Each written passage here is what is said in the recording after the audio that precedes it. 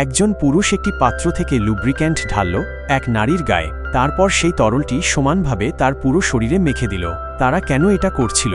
কারণ তারা চাচ্ছিল সেই নারী যেন একটি সংকীর্ণ নর্দমার ভিতরে ঢুকে যায়। যদিও নারীটি একদমই রাজি ছিল না, কিন্তু মৃত্যুর হুমকির মুখে পড়ে সে বাধ্য হয়ে কথা মেনে নেয়। শীঘ্রই তার 2 পা নর্দমার ভিতরে চলে যায়, কিন্তু তার কোমর মোটা হওয়ায় মাঝখানেই আটকে যায়। বাকি সবাই তখন তাকে জোর করে নিচে চাপ দিতে শুরু করে। ব্যথায় নারীটি তীব্রভাবে চিৎকার করতে থাকে, তার উরুর নিচ দিয়ে রক্ত গড়িয়ে পড়ে, কিন্তু কেউ তার জীবন মৃত্যুর তোয়াক্কা করছিল না।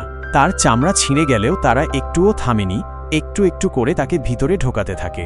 নারীর যন্ত্রণার আহাজারির মধ্যেই শেষমেশ তার নিচের অংশটি নর্দমার ভিতরে প্রবেশ করে।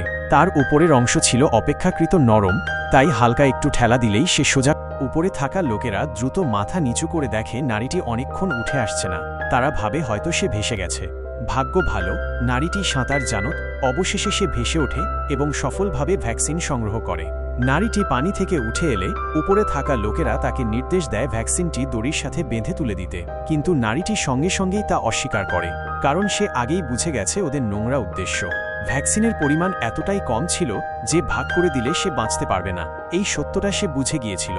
ওর অস্বীকৃতি দেখে বাকিরা আতঙ্কিত হয়ে পড়ে। ভ্যাকসিন কেড়ে নিতে তারা বড় লোহার হাতুড়ি এনে নর্দমার মুখে আঘাত করতে শুরু করে। এখানে এসে আমি ভাবলাম, প্রথমেই যদি হাতুড়ি দিয়ে মুখটা বড় করা হতো তবে এত কিছু করতেই হতো না।